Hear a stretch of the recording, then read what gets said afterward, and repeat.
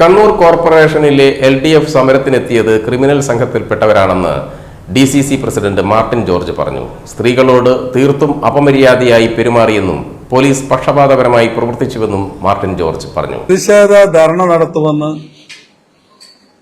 LDF പ്രഖ്യാപിച്ചതായി നമ്മൾ കണ്ടു.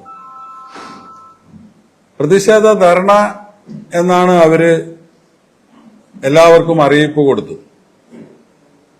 പക്ഷെ അവര് ചെയ്തത് രാവിലെ തന്നെ DYFIയുടെ സത്യത്തിൽ ക്രിമിനലുകളായി അറിയപ്പെടുന്ന കുറെ പേര് അവിടെ ഗേറ്റ് അടച്ച് അവിടെ ലോക്ക് ചെയ്ത് മീറ്റിംഗിന്റെ കാര്യങ്ങളുമായി ബന്ധപ്പെട്ട് കോർപ്പറേഷനിൽ കുറച്ച് നേരത്തെ തന്നെ മേയറും അതുപോലെ തന്നെ ഡെപ്യൂട്ടി മേയറും ഉൾപ്പെടെയുള്ള സ്റ്റാൻഡിംഗ് കമ്മിറ്റി ചെയർമാൻ ഉൾപ്പെടെയുള്ളവര് അവിടെ പോയി.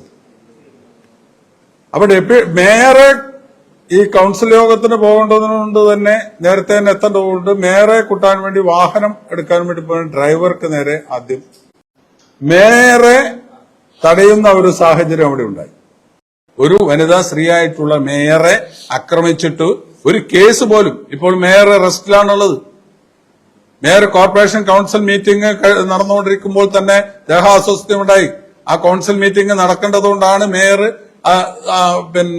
ഹോസ്പിറ്റലിൽ പോകാതെ കൌൺസിൽ മീറ്റിംഗ് നടത്തിയ പ്രധാനപ്പെട്ട അജണ്ടകൾ ഇതിനകത്തുണ്ടായിരുന്നു. അത് കഴിഞ്ഞ് ഹോസ്പിറ്റലിൽ പോയി വീട്ടിൽ ഇപ്പോൾ വിശ്രമിക്കുകയാണ്. അപ്പോൾ അവർക്കെതിരെ അവരെ ആക്രമിച്ചവർക്കെതിരെ കൃത്യമായി നടപടിയെടുക്കണം എന്നുള്ളത് ഞങ്ങൾ ആവശ്യപ്പെടുകയാണ്. അതിന്റെ ഭാഗമായി നാളെ ഞങ്ങൾ കണ്ണൂർ കോർപ്പറേഷന്റെ മുമ്പിൽ പ്രതിഷേധ സംഗമം നമ്മൾ സംഘടിപ്പിച്ചിട്ടുണ്ട്. ഈ കേസ് വളരെ നിസ്സാരമായ കേസാണ് എടുത്തിരിക്കുന്നത്.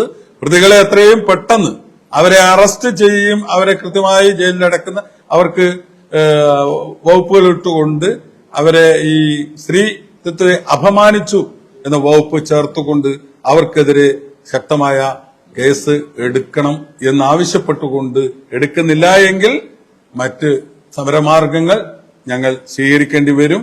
ഇതിന്റെ തുടക്കമെന്ന നിലയിൽ നാളെ കണ്ണൂർ കോർപ്പറേഷന്റെ മുന്നിൽ പ്രതിഷേധ സംഗമം സംഘടിപ്പിച്ചിട്ടുണ്ട്. പ്രതിഷേധ കൂട്ടായ്മ ഐക്യ ജനാധിപത്യ മുന്നണിയുടെ പേരിൽ UDFന്റെ പേരിൽ